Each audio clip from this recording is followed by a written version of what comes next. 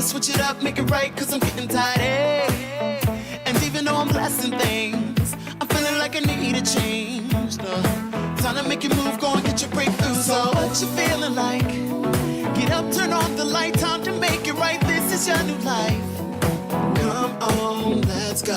Change your whole headspace. Your past is not today, it is not too late. Find a mirror place, and then you say, be like, hey, sexy good stuff. Way more than enough, so go out and be great and stuff. Go out and do what you love, like hey, sexy good stuff. Yeah, this is it. This is the theme. This is my theme song. Yeah, this is my theme song. Yeah. Go out and do what you love, right? This job drive me crazy. Wanna live like this? Hey, online family. Hey, Facebook. I'm here in St. Louis with some beautiful people from Skepticon. Yes, Skepticon. So glad to see everybody, so glad to see everybody. We'll get started soon. But as of right now, just take it slow. Move your hips, move your chest. Whatever feels best for you, for you. Change your whole headspace. Your past is not today, it is not too late. Find a mirror place, and then you say, hey, sexy good stuff. I'll wait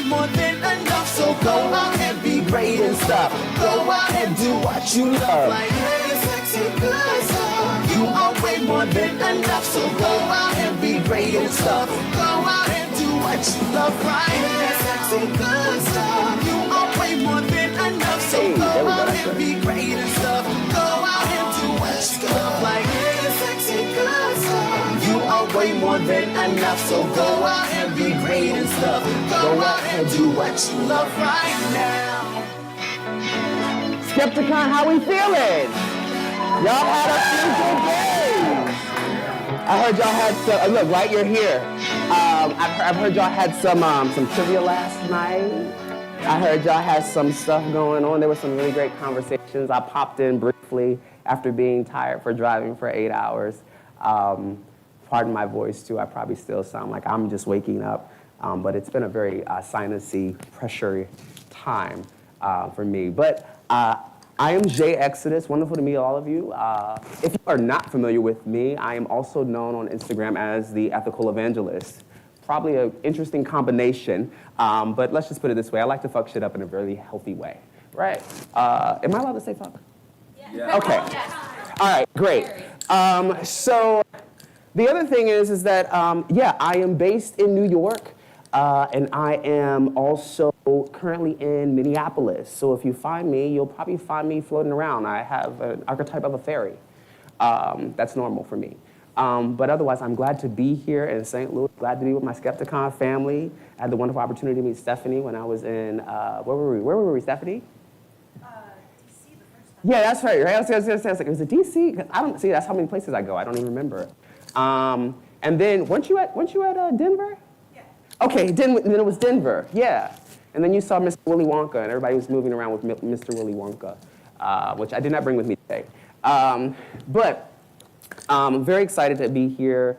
My work is around community, developing community. Most of the time you will see me in congregational life. I'm a congregational humanist. I support and lead, consult with congregational communities. And so that might be a little bit of a, tough word for some for those who process that word. But I just want to say, like, when I use that word, I actually come with the mindset of, I use congregation as an antonym for segregation. So it is not this idea of just, we're going to have a religious experience, or I'm going to put you on some little inspirational road of, feel good and fuzzy on the inside. My approach is more so like, let's keep it real. Let's keep it sexy. And let's keep it fun, right? Otherwise, I'm not doing my job, and, but at the same time, right, with all of this, there's a lot of good trouble. So I'm really excited to have also with me Serena, my nibbling, I'm actually, yeah, like, you want to just introduce yourself? Hi, I'm Serena. I'm here with Jay today, and it's awesome. We're gonna have some fun. Yeah. So, it's really exciting. So we probably know where this is gonna go later, but I want to just do something respectfully. When it comes to this work, I'm gonna invite you to join me in libations. If you are not familiar with the context of libations, I use the African-based approach to libations. Being that my ancestors and so on and so forth would use libations, it is normally a pouring of a liquid into a vessel, and we would say the names of our ancestors or those who have gone before us. Today, I decided that we were going to first do the honoring of two ancestors, and those two ancestors are Marsha P. Johnson and Sylvia Rivera. And when those, of course, grain go into the vessel, we say a word, ashe, meaning make it happen, okay? And that is in Yoruba. So I just want to invite you to say ashe. Ashe. Okay. And then what I'm going to invite you to do now, since I've said the names of two ancestors for me, I invite you to say any names of ancestors, transcestors that you feel need to be welcomed into this space, please. Polly Murray. Ashe.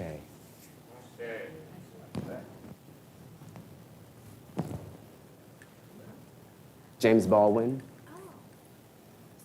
You may add a name. Yeah. Ashe. Audre Lorde.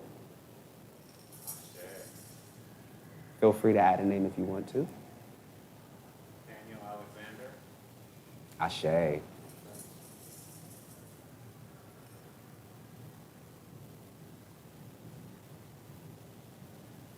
From the Skepticon family, one for me. Ashe.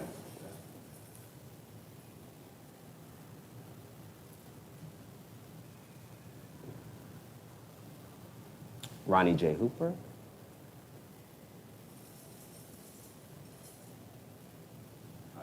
Ashe.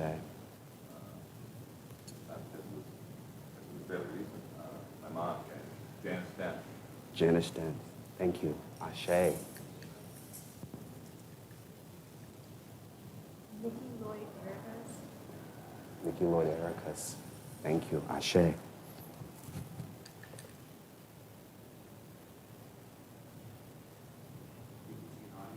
Nikki Giovanni. Ashe.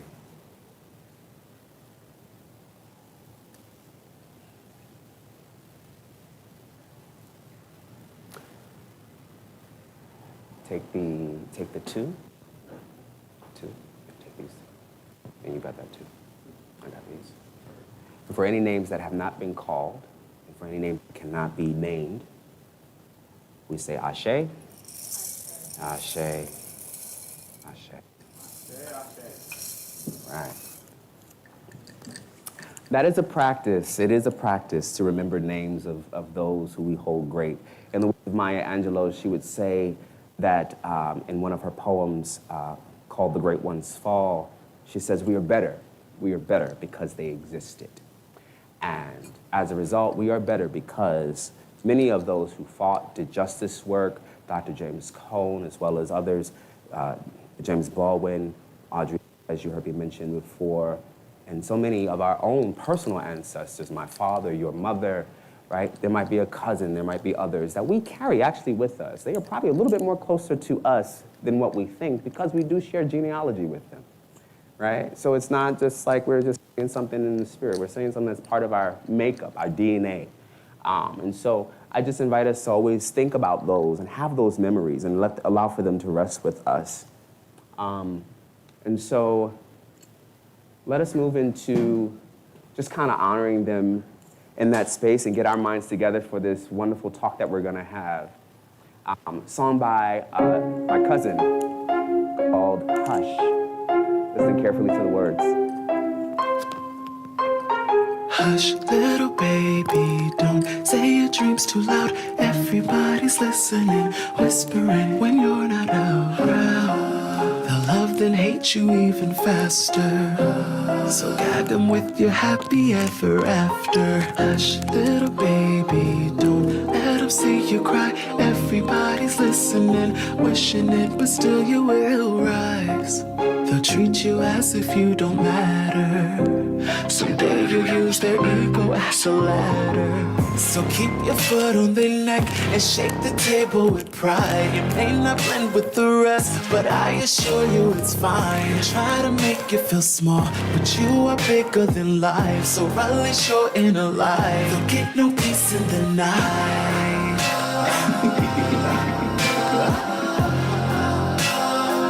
They'll get no peace in the night.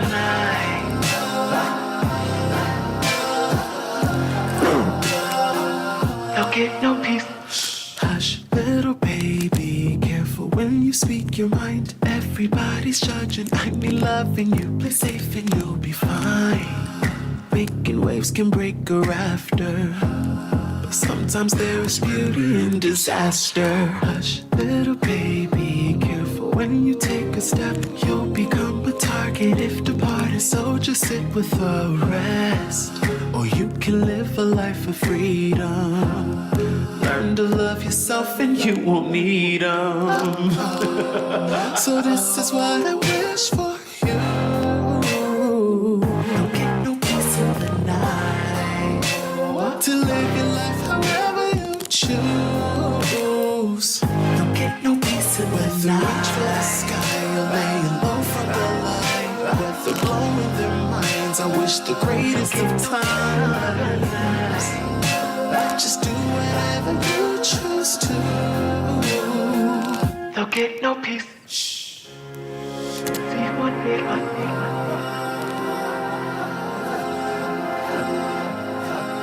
Yeah, I gotta see one day, one day, one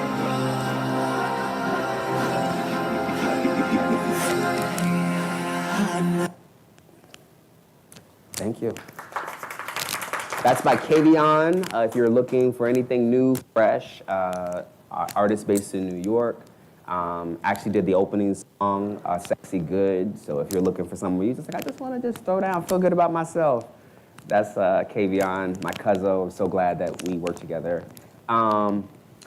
So let's get this talk talking. Like, I mean, let's get this talk talking for real. I'm glad, like, because Serena's about to offer me some new perspective and things, but I know we've been, you know, I want to know in this audience, if I may ask a reflective question. You know, how do we feel about violence? Is it necessary? Is it just, when is it justified? When is it justified? When is violence justified is my question. It is a topic. The face of oppression. You giving me some Malcolm X? In the face of safety. In the face of safety. In defense of the oppressed. Yeah. I hear this, right? This idea of it being safety for those who oppress, right? I mean, oftentimes someone who you know, ends up in a lot of, I'll say, heavy liberal boomer-based spaces. We spend time, you know, glorifying Dr. King and nonviolence. And I often sit in that space with a lot of concern, because then the dialogue about Malcolm is that he was a violent man. And I'm like, no, Malcolm actually never did anything to anybody. And Malcolm actually knew the New York State Penalty Code, which stated at the time that if you hit me, I have the right to hit you back, right? So this idea of like protection around safety, here it is, somebody from Harlem who had street smarts understood the New York penalty code. Now, Malcolm is not a doctor or PhD candidate, right? But he got some street sidewalk fare, in the words of Billy Joel, right? It's a whole framing. But you know, I myself, you know, when you know, just as of late, you know, how is, you know, because what, Serena, you're what? I'm 17. 17. Yeah, I'm relatively. So how do you feel about, I'm just gonna say, a good old ass whooping? How does that, how does that work in your generation? How does that work? I'm 40, by the way, so that's not, you know, I'm not Serena's age. I personally feel like it depends on a case-by-case basis. For example, if it's in the face of oppression, like others have said, it's completely justified. Mm-hmm. However, if it's just for the sake of being violent, Mm-hmm. that is not okay. Yeah. Yeah. I actually, you know, it's funny because I was listening as we were getting ourselves together. There was this whole conversation about, well, there wasn't a conversation, it was a mentioning of like, we need more riots. And I was like, ooh. I mean, I was like, ooh, that's interesting, good trouble, right? That's good trouble if we think about it carefully, if it's strategically done. You know, some places are still trying to recoup after experiencing riots. You know, as I think about moments of some, being that part of my life, I've stayed in Baltimore when Freddie Gray happened. One of the things about Freddie Gray was that the riots happened right after.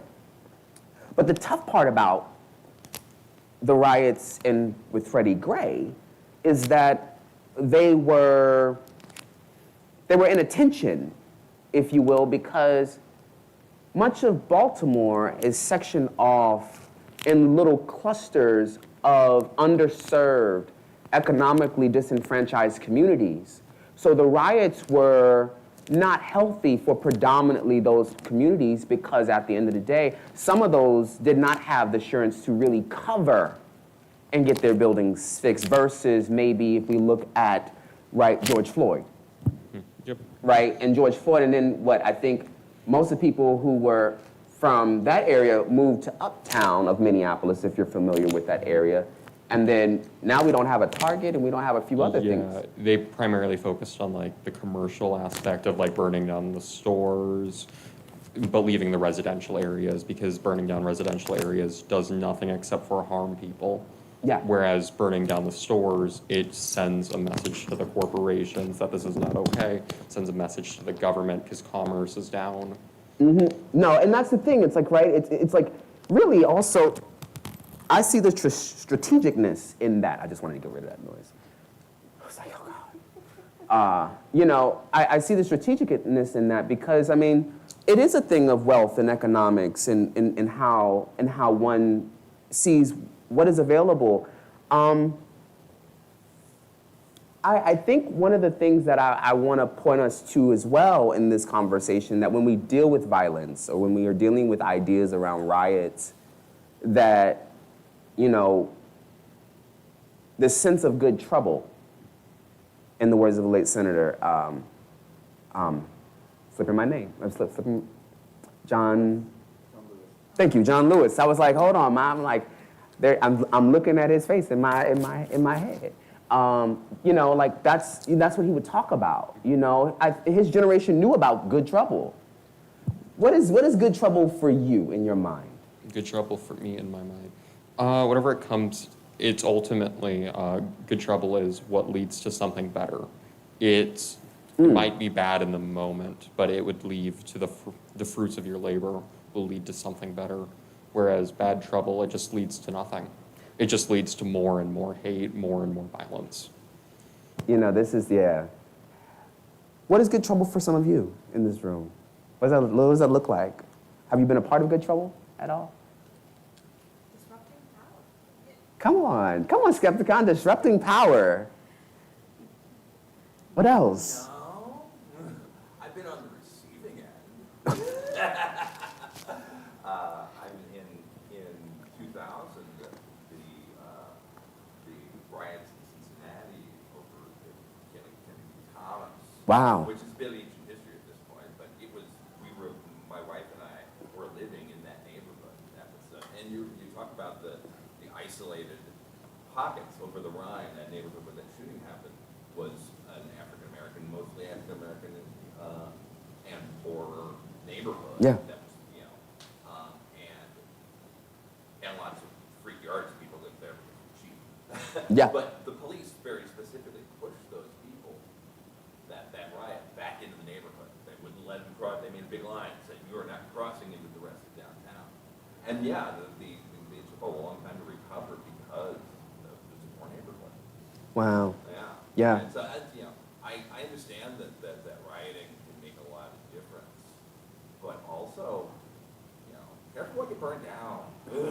Right? Yeah, there is that. That's what I said. Yeah, like, I mean, burning down a Target is very different than burning down your own personal neighborhood. And I think one of the things that I sit with, too, is, I know that, like, we're sometimes we can be very big on, like, being allies. You know, like, oh, I'm an ally. And it's another conversation of, like, oh, I'm an accomplice. And then I'm like, well, where are the culprits? Where are the culprits? Where are the people who actually, we all in this together? And why do I bring that in? Because I think as, some of y'all are probably familiar as of late with the Alabama sweet tea party. Just, it's clear, it was very clear. Look, right? It is. It was the sweet tea. It was the sweet tea party, okay? It wasn't the Boston Tea Party. It was the sweet tea party, okay? If you've been down to Atlanta, y'all know how to make some tea. If you've been down to Alabama, you know how to make some tea. Down south, we make tea. We make tea with sugar, with a lot of sugar. But I think it is important to look at that dynamic, to also see the framing of not only allyship and accomplices, but actually culprits, folk who are going to get in trouble, who are going to go to jail together. That's intense. And we're going to have an interview today with with the folding chair? Most certainly. Okay. Most certainly. Yeah. Folding chair will be interviewed today. That's our special guest. And so he's gonna give us some information.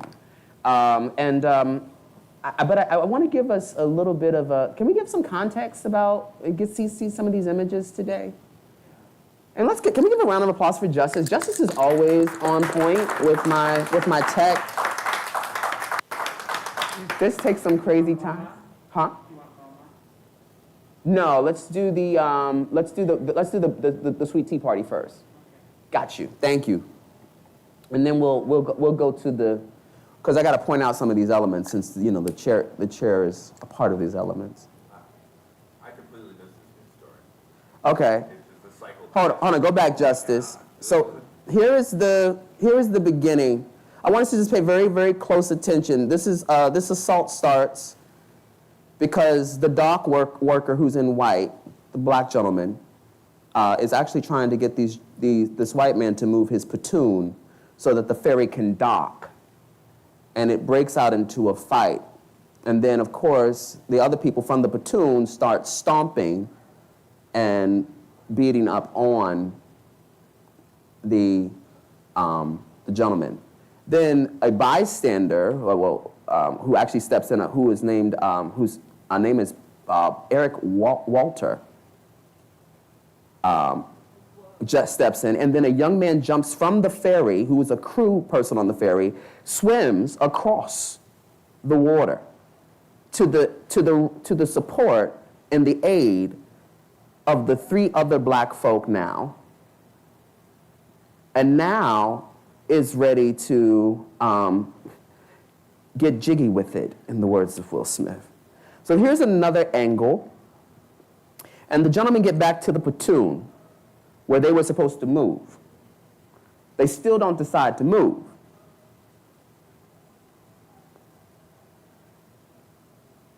And now, if you notice, everyone in blue is everyone from the ferry. All the black workers from the ferry. These are not.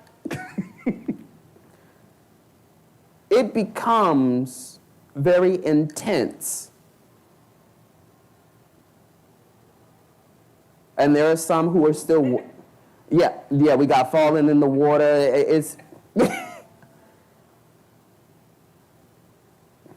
and there's just a lot of disruption.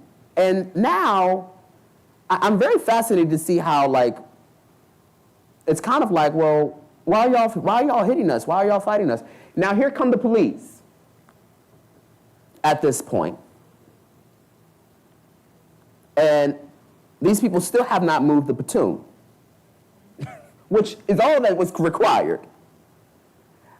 And now we go to the alcove of that.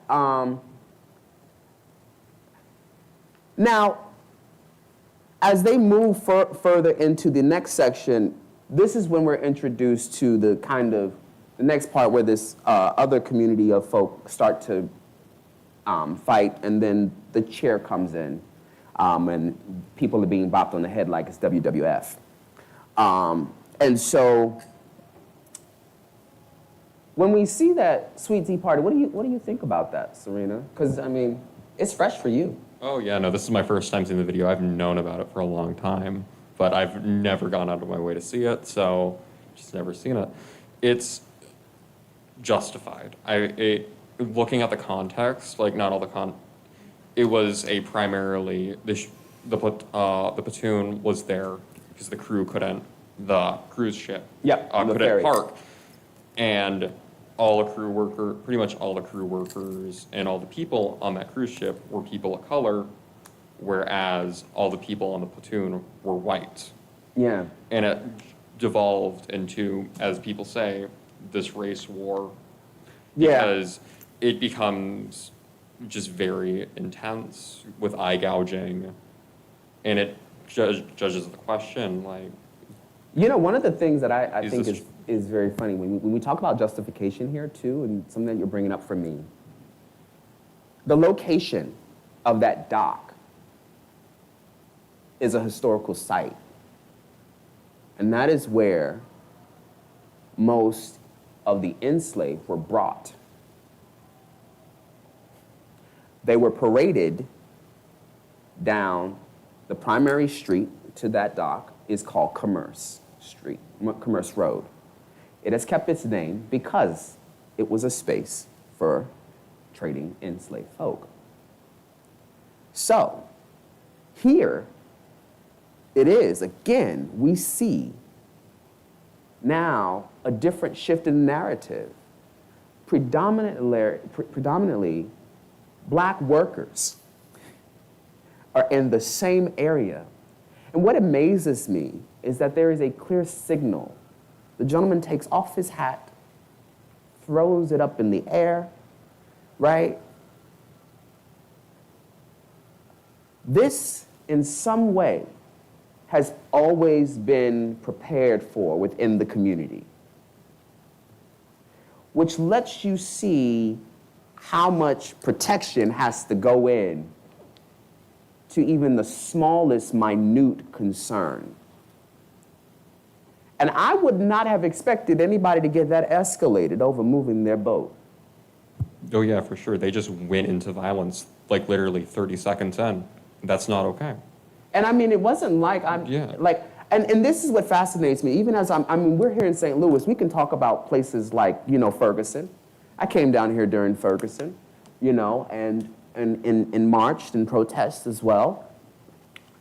And one of the things that I remember in the cases, and I don't know if you recall this, but the police officer described Mike Brown, said that he was, let me get it right.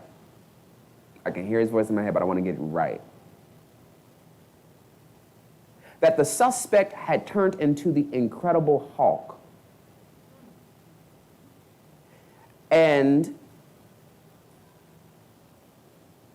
his eyes filled up like a demon. He dehumanizes him. He begins to turn him into a monster, a formation of what philosophically we would say thingification. Makes him into a thing worth attacking, right? A thing worth attacking. And we as folk of color, we as queer folk, we as those on the, women have even been seen as things, and we in some way make them objects, and we dehumanize them in their lived experience because they don't fit, as my dear sibling Josiah was offering us yesterday, the kind of the framework of the body, the majority body, which is a cis white male, right, who is moving in the world. And if you don't look like that, who are you? And I'm curious, Serena, when you think about moments like what happened with Mike, would you say that that thingification happened in that moment where they started attacking the security guard? Because it was only one person fighting at first, and then everybody starts literally all these white men from the platoon start coming in. I honestly don't know if they would even say it was thingification, but all I know is that, yeah. It is Alabama. But what it was is all these people, one person starts fighting and all these other people come in. Mm-hmm. And the person that they're fighting is a person of color. Mm-hmm. So I wouldn't be surprised, I don't know what they'd say. Yeah. I don't know their opinions on any of this stuff. But it wouldn't surprise me if they came in with the idea of racial bias and that the reason why they jumped in was because it was a person of color. Yeah. That wouldn't surprise me. This is, I'll say Serena would make a good ethicist at this point. Really good ethicist, right? I don't know anyone's opinion. But this is funny because this is also what's been brought up, as of late. Is this racially motivated? Yeah. Right? You want to say yes, right? Yeah, or if it's not, it's still racial. Right? Oh, yeah, for sure. Clearly, every time we look at a shot, it's literally people stepping in, it's you know, multi-universe and like, you know, and it's like, I mean, I've seen all the different memes where it's like, you know, people have split up like the Street Fighter characters, like all the black people on one side, all the white people on one side. I'm like, you know, it looks like that. We can't deny it. And I think too, we have to look at, which is something I often observe, even when I'm in Minneapolis. I see the segregation. I see the segregation, I do. And it breaks my heart because I'm like, well, how do we make this work? But I mean, you know, in the words of Medea, you're gonna walk up and you're gonna limp back if you're gonna touch one of my own. You know, you thought you would come in this way, but I'm gonna make you limp. You go back home. Okay, that's what it is. I mean, if somebody touch you, I'm gonna lose my cool, right? But I think like it's one of those things. We need to get our guests over here, because Justice, do you have the image where our chair friend being used to the best of? Oh, it's not on that sheet? Okay. No, it's okay. So let's do this. Hit me off with George Kossuth, the soundbite. Because we need to get a little history about this chair and the meme. So if you're not familiar with George Kossuth, I offer you this and this wonderful soundbite from the MoMA. The artist, Joseph Kossuth, speaking in 1988. The piece, in fact, the Museum on Art owns called 103 Chairs, I did when I was 20. The museum didn't know I was 20 when they bought it, of course. I never told anyone my age until I was 28. A deliberate strategy on my part to appear as old as I could and be taken as seriously as I could, because I'd really worked very hard painting and all that, and until I was 20, it was very difficult for me to quit painting. But on the other hand, I felt that there was this other thing, art, I could do. Chief Curator of the Department of Painting and Sculpture, Ann Temkin. Kossuth's work is part of the very beginning of what we call today conceptual art. Kossuth had studied philosophy, and especially thinkers like Wittgenstein, who were so concerned with what makes knowing knowing. And Kossuth extended that to what makes art art, and he wanted to explore that in early works such as this one, where it's not about something beautiful to look at, but instead art that makes you think. And the way that this art makes you think, of course, is very simple. You have 3 ways of being a chair. You can be a photo of a chair, you can be the wood chair, or you can be a dictionary definition of a chair, which is words. So for Kossuth, drawing that to our attention was his work of art. There was nothing about this particular chair that he thought was artistic or precious. There's absolutely nothing artistically valuable about this particular photograph. The pleasure that you get from this work is not one of aesthetics, but the pleasure of your own thinking. And I think that does bring a smile. In an ideal world, we wouldn't be putting this work of art on a platform, because really the artist's intention is to show these 3 objects just sitting in the gallery, sitting in a room in a very direct way. You know, I love this piece. I learned this in art history. And it's broken up into the idea of an index, which is the definition. The chair, physical chair itself is the image, is the icon, and the photo itself is the image. 3 eyes, as we would call them. It's a brilliant piece of work, but I have to say, I would agree with the commentary that the only pleasure you get is thinking. It's not significant, but it's the direct impact of our thinking. How we think about the things we see. That's the reason why I like to bring that into the space. That's the disruption of power to me, because if knowledge is supposed to be power, then I'm always going to disrupt it. Let's bring our friend, the chair. Thank you. It's just wonderful. I'm so glad to have you, Chair, here with me. So much has gone into your life. From what I understand, you have a unique history. Very unique history. Way before Kossuth even found you, correct? Okay, I thought so. Your history starts somewhere early 18, mid 1800s.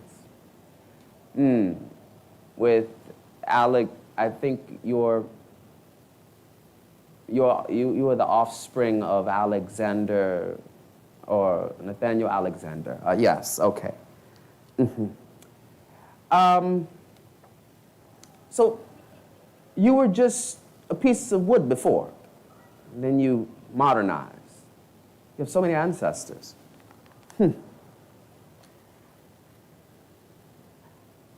So I'm very interested.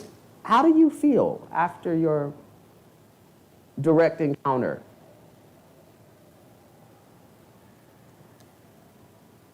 I'll repeat the question. How do you feel after your direct encounter? You know, I mean, you were I would say that you were particularly a culprit. You were a white chair.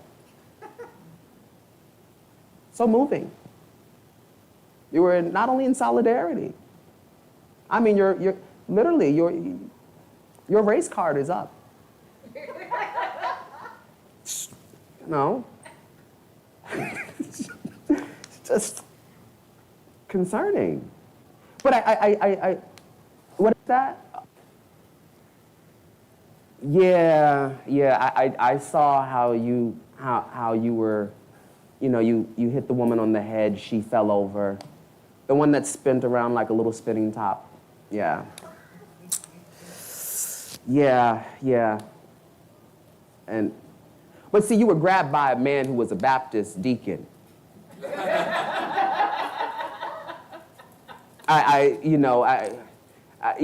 got to watch out for those Baptists. They can be quite intense.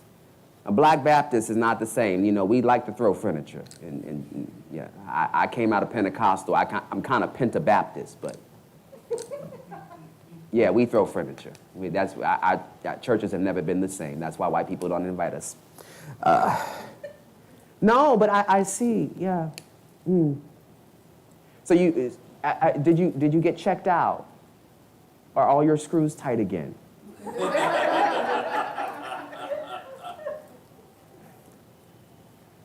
and it came. I know you came out of nowhere. They came out of nowhere. I'm sure. And how is the rest of your family taking it? I mean, I know y'all normally come together. And it was just one of you. They singled you, but you were ready. You were ready, willing, and able.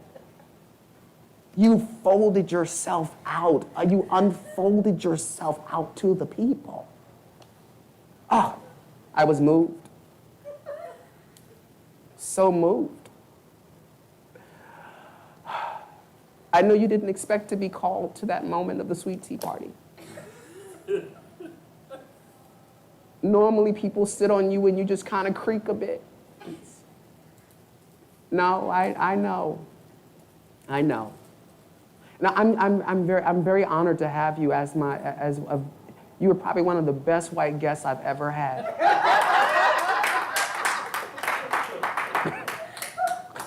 You know? Yeah. We should hang out more.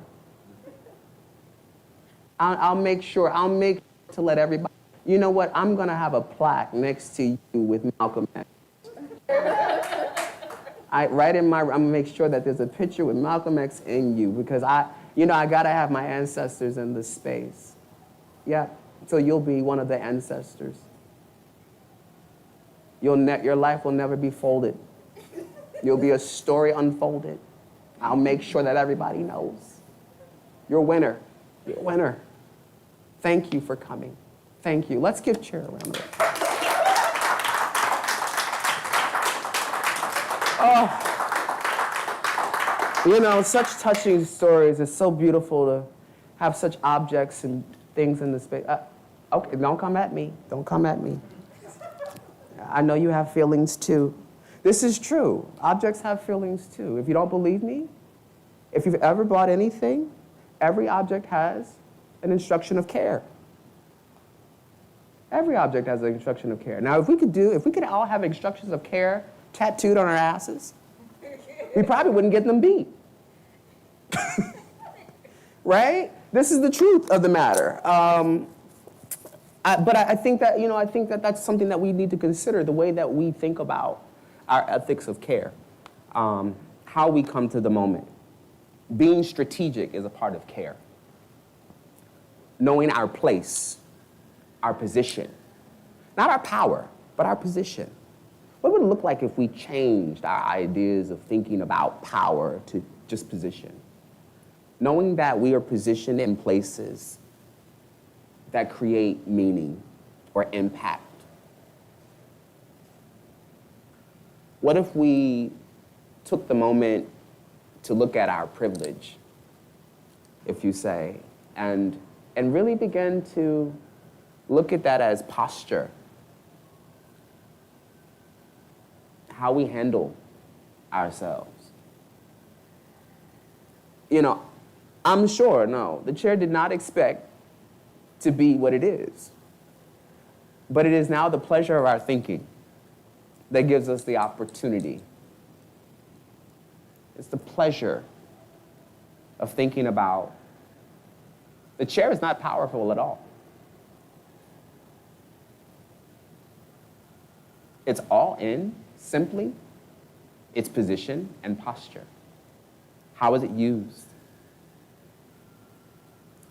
How does it benefit others? And in this case, it did. Now it's an icon. It's an icon living, in the words of Jaden Smith, And I think that that's, one of the things that I want us to be able to sit with today. In these, I want to give us some time because I'm going to close up. But, when we have an issue where we have power involved and when we feel privilege is taking over and we see those dynamics in the room, I just want to remind us of the beautiful quote by Shirley Chisholm, who says, when they don't make any room for you, you bring a folding chair. Okay?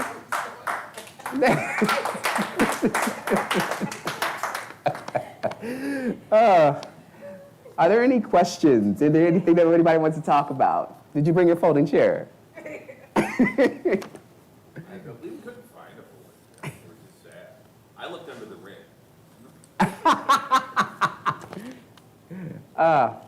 Well, Justice, you want to kick me some music? For the rest of you, dance it out, have a good time. Good morning to you. Good morning. All I need is one dance to show you.